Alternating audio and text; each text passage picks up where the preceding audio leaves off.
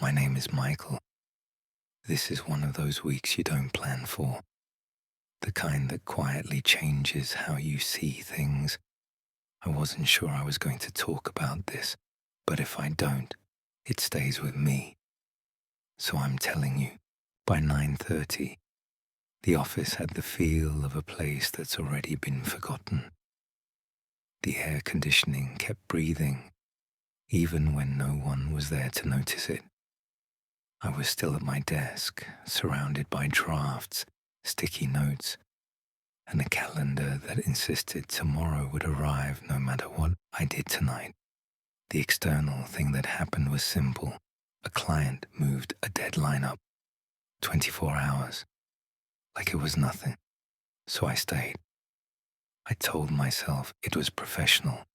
I told myself I didn't mind. Content managers learn to swallow panic and turn it into calm formatting. Outside the glass, the city lights were softened by rain. Inside, the only sound was my keyboard and the occasional click of the hallway motion sensor, like the building checking if I was still alive. I remember thinking, this is what ambition looks like at night. Quiet, unpaid, a little lonely. And then I heard the elevator. Earlier that week, our team had been warned, gently, publicly, that the agency was shifting gears, new clients, bigger accounts, faster turnaround, the kind of change that comes wrapped in excitement but smells faintly like burnout. I'd been assigned a campaign rollout for a lifestyle brand that wanted to sound like a friend, a therapist, and a trend forecaster all at once. My job was to make their voice feel human, without ever letting it be real. That day, my manager had dropped by my desk with a look that tried to be casual. Michael, can you just make it sharper, sharper? Like writing was a knife. So I sharpened, I trimmed, I rewrote. I sent versions into the void and waited for replies that came back with red lines, questions, and new asks. By Friday night, the rest of the floor emptied out in waves. First the interns, then the designers, then the account leads with their laptops tucked under their arms like shields. I stayed because I didn't want to be the reason the team slipped. And because, if I'm honest, leaving felt like losing. That's when the elevator dinged again. Closer this time. The elevator doors opened and someone stepped out, slowly, like they weren't sure they belonged in the building this late. I looked up, expecting security. It wasn't. It was her.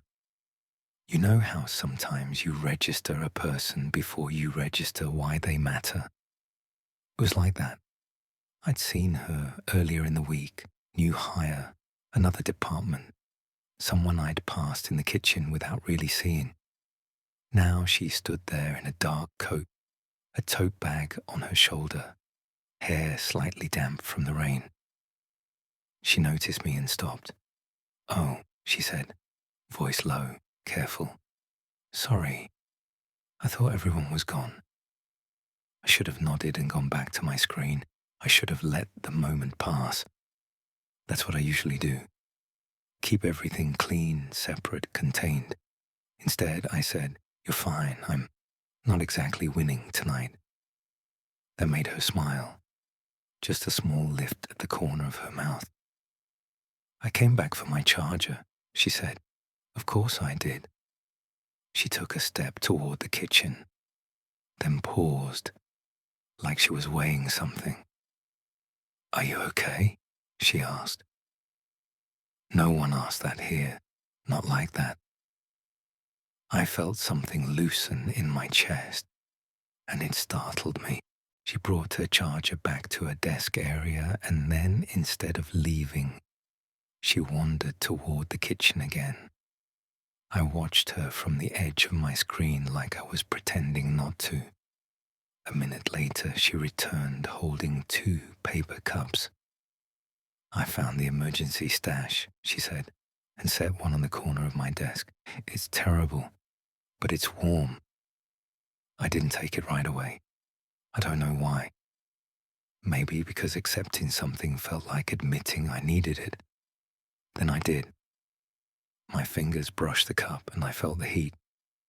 "Thank you," I said, and meant it more than the situation deserved. She leaned against the edge of a nearby table, not too close, close enough to be real. "What are you working on?" she asked. I gave the safe answer first. "A campaign that wants to sound like a person." She laughed softly. "That's every campaign." I looked at her and finally let myself see her, really see her. Tired eyes, but awake, the kind of presence that doesn't demand attention. It earns it. "I'm Nina," she said after a beat, like she was offering something small and personal. "Michael," I replied. She glanced at my screen. "You're still writing." "I'm still trying," I said. Something in her face shifted, like she understood the difference. The conversation didn't stay on work. Not fully. She told me she'd started 2 days ago and already felt like she was running to catch a train that never stopped. I told her I'd been here long enough to forget what normal hours meant. We spoke in low voices, like the office was a church and we were breaking in it. At some point, she moved closer, not close enough to touch, but close enough that I could smell her shampoo when she turned her head. Something clean, something that didn't belong in a room full of stale coffee and printer paper. She looked at my calendar, the color-coded mess of deadlines. "You do this every week?" she asked. "More than I admit," I said. Her gaze lingered on me, not my screen. And in that look, there was something uncomplicated. No performance, no agenda, just attention. It made my throat tighten. I wanted to say something that would explain the loneliness without making it dramatic. I wanted to tell her that late nights don't bother me until someone shares one with me. Instead, I said, "You should go home. It's late." She didn't move right away. "I will," she said, "in a minute." And for that minute, we just stood there in the rain-lit quiet, breathing the same air. Then she picked up her bag. The moment folded itself away like a letter you don't open yet. After she left, the office didn't go back to how it was before. The silence was the same, but my body wasn't. I stared at my draft and realized my hands had stopped shaking. Not from caffeine, from something else.